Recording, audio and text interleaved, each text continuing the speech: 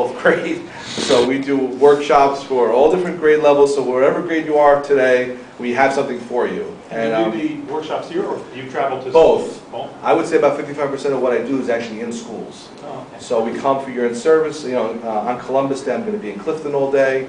So I'm from Colorado, so you can travel. Oh, I'm kidding. the travel fee might be a little larger than the music charge,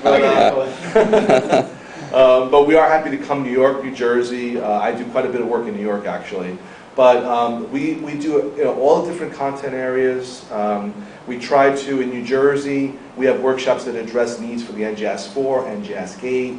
We've steered clear for this year with the end of course biology, because as far as I'm concerned, there's way too much flux in it, and I don't want to, until they really get it nailed down, I don't know if I really want to do any kind of teacher PD on it. But obviously also coming into next school year, not for this school year, but the following school year, we are looking to create new things based around the Science Common Core. Because as you know, the Math Common Core has been here, the language art, and now science is coming. So we are going to build some new workshops that address needs of the Science Common Core. Yeah, they just released the next draft of that. Yes. Next generation science. Yeah, and New Jersey is one of the early adopter states, so I'm pretty sure it's going to be hitting your districts pretty soon. So anyway, that's kind of my intro. And my contact information, by the way, is in the booklet in your folder. There's a page in the booklet called Teacher Professional Development. It has my phone number, my email. So after this, if I can help you in any way with Teacher PD, please just call me, email me. I'll be happy to set some, We also, by the way, we do a lot of group workshops where groups come here and we go to the school. But also we have quite a few things that are for individual registrants.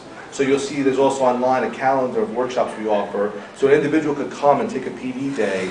We have half-day, full-day workshops, and you can come and do those. Of course, there's fees associated with all this, but we try to keep them as reasonable as possible. Without, we need to cover our costs, of course, also. But I'm going to walk you through an activity today. And some of you already picked up there's lesson plans back there. If you haven't picked them up, you can pick them on your way out. But this one is called Mystery Tubes, and it really has no particular science content associated with it besides the idea of problem solving and critical thinking. Here's your instructions. Two very important ones. Please do not remove the tape. And number two is, please do not undo the knots. You can play around with the ropes, but please leave the knots alone. Okay? And believe me, if you teach middle school science, it's very important you give those instructions multiple times. Because the kids are going to go right, they want the quick solution, not the... So what I want you to do now is, as a pair, I want you to start investigating the ropes.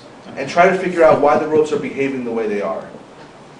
You see that? I pull this. Interesting. Then I pull that.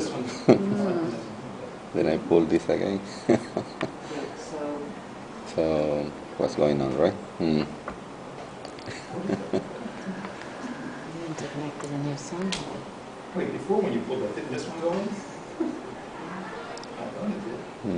Well, see what happens. Yeah, this looks a very good connection, right? Okay, you do this, you do that. Somehow. Now, it's this.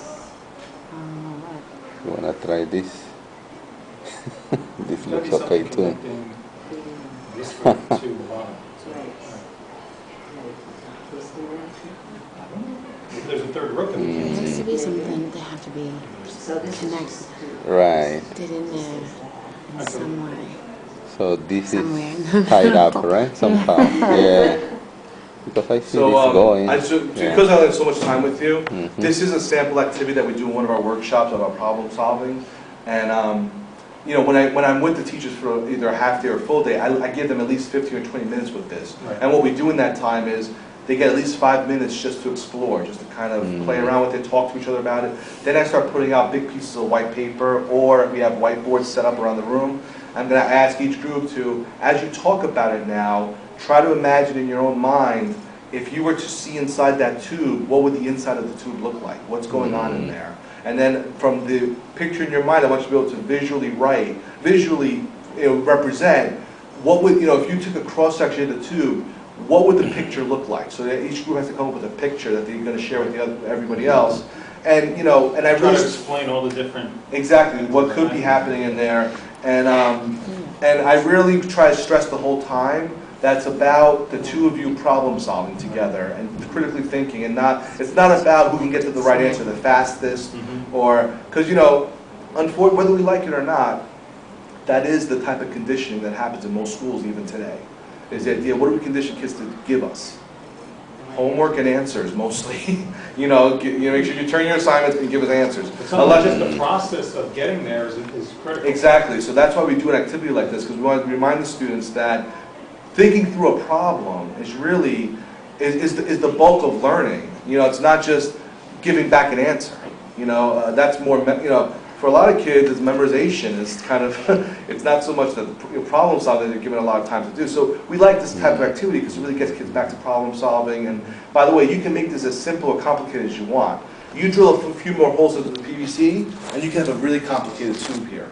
So you can make this for your on your I'm gonna do own. that for my kids, just so it keeps them busy for next month. Or Yeah, by the way, if you have, you know, definitely from 6th grade and up, you know, have each kid bring in their own paper towel tubes, and you give them cotton string, and let them build their own.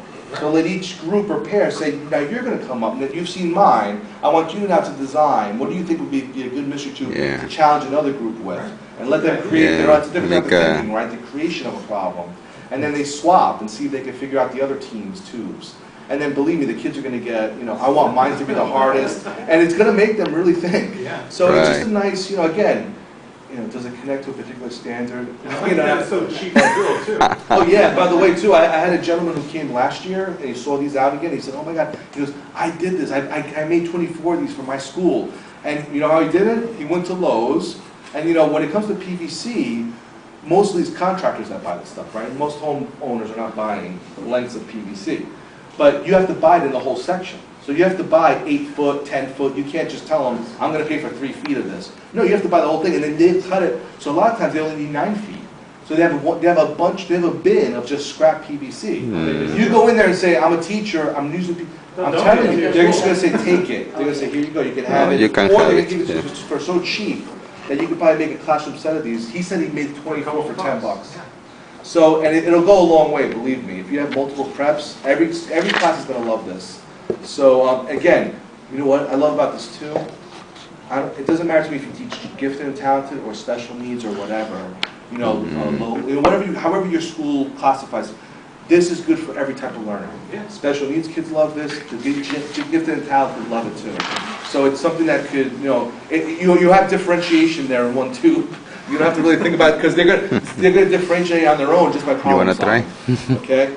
Any questions about this? Yeah, how do you make this? How do you figure it out? Oh, okay. You're supposed to figure out how do you make something up like that, right? What do you think is a solution? Yeah.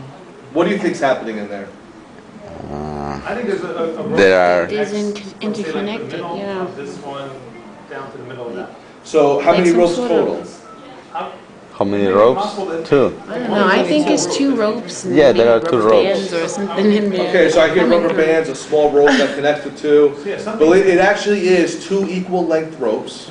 Yeah. Oh, they Only- just looped? They're loops. A They're U-loop. looped. That's all it is, just a loop. No knots, no nothing. So let me show you, I have it right here. And you want to have this for the kids too. You want to have a solution one. You can actually, they can, that's all it is. That's a solution. That's exactly. Take a photo, take a photo. I was thinking it was I was something. thinking it's a little bit more complicated than that. And by the way,